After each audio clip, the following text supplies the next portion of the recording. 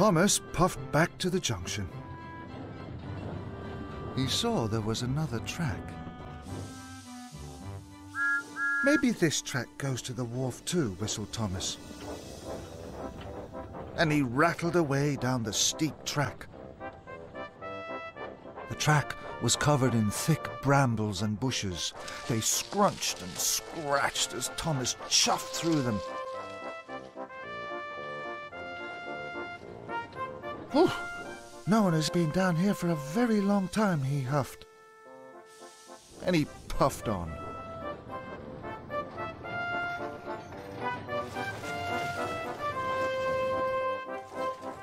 Then Thomas gasped. He had arrived at a hidden town. It was overgrown, rusty and very old. Bubbling boilers, Thomas cried. There were lots of old buildings and a station covered in ivy. What a funny place to have a town, he tooted. Thomas was very excited. I wonder what else I'll find, he wished. Thomas chuffed to a halt. Fizzling fireboxes, he gasped. Thomas had never seen such an amazing sight. There are so many buildings. It must have been a very large town, he cried. That looks like part of a tower. Thomas was very excited indeed. I must tell everyone about this, he tooted loudly.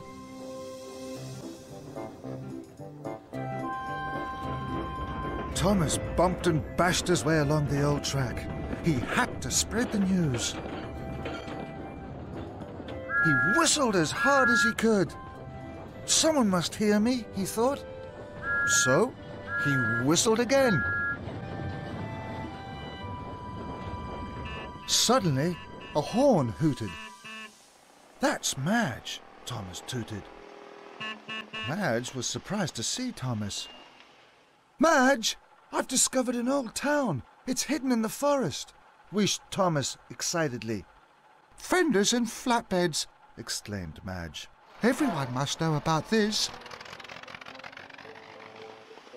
Madge found Mighty Mac at a crossing. Thomas has discovered a hidden town, she hooted loudly. Tell everyone! Mighty Mac told Sir Handel, who told Skarloey, who told Rheneas, who told the narrow gauge controller, who told Harold, who immediately flew off to find Sir Topham Hatt. Sir Topham Hatt had been having tea when Harold arrived. Thomas has discovered a hidden town, shouted Harold. Sir Topham Hatt was very excited. Take me to Thomas at once, he boomed. Soon, Thomas and Sir Topham Hatt arrived at the hidden town. Here it is, sir, Thomas wished. Sir Topham Hatt beamed from ear to ear. Thomas, you have made a wonderful discovery. This is the town of Great Waterton. Thomas gasped. He and the other engines had heard stories about Great Waterton. When steam engines first came to Sodor, Sir Topham Hatt said, this was the main town. It was called Great Waterton. The waterworks here provided water for everyone. Why does no one live here now? Puffed Thomas. All the people left to live in new towns, and everyone thought the town of Great Waterton was lost forever. But now it is found, cheered Thomas. Thanks to you, Thomas, smiled Sir Topham Hatt. I will telephone the mayor straight away. I am very proud of you. Thomas felt really important. Thank you, sir, he tooted. Hooray! Sir Topham Hatt arrived at Tidmouth Sheds. The other engines were very proud of Thomas. The town of Great Waterton is to be restored in time for Sodor Day, he boomed. The restoration will be a lot of work. Percy was puzzled. What's restoration? he wished quietly. Restoration, groaned Gordon loudly. That is when you make something very old look new again. There are many jobs to be done, Sir Topham Hatt added. All the engines were pleased. Sir Topham Hatt gave each of the engines important jobs. They whistled and tooted in excitement. Now, I will telephone Miss Jenny. We need the help of the Sawdor Construction Company. Sir Topham Hatt telephoned Miss Jenny. Miss Jenny, Thomas has discovered the old town of Great Waterton. We need the help of Jack and his team to rebuild it. It must be ready in time for Sawdor Day. How exciting, said Miss Jenny. They will be delighted to help. I'll tell them right away, sir. So, Miss Jenny went to see Jack and his team. We will work harder than ever, hooted Jack excitedly. At the depot, Mr. Percival gathered his engines. He spoke loudly. You will all be very busy. The engines whistled and tooted happily. I know you will all do your very best. Mr. Percival cheered.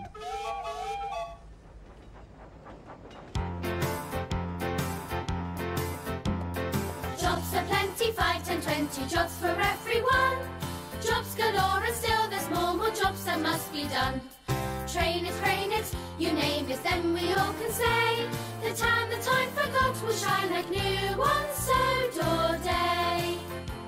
There's jobs for mainland engines and narrow gauge as well. Jobs for workmen in the woods we choose to clear and fell. And guess who's trying hardest to do more than the rest? It's Thomas, but the others know they all will do their best. Jobs aplenty, 5, 10, 20 jobs for everyone. Jobs galore and still there's more jobs that must be done.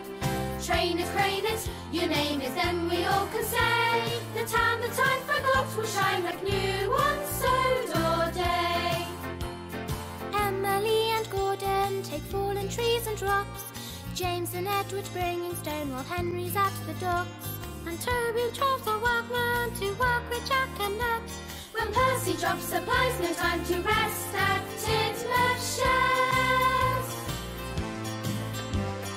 Jobs aplenty, 5, 10, 20 jobs for everyone. Jobs galore and still there's more jobs that must be done. Train it, crane it, you name it, then we all can say the time forgot will shine like new on Sawdor Day. Jobs aplenty, 5, 10, 20 jobs for everyone. Jobs galore and still there's more jobs that must be done. Train it, crane it, you name it, then we all can say the time forgot will shine like new on Sawdor Day. The time forgot will shine like new on Sawdor Day.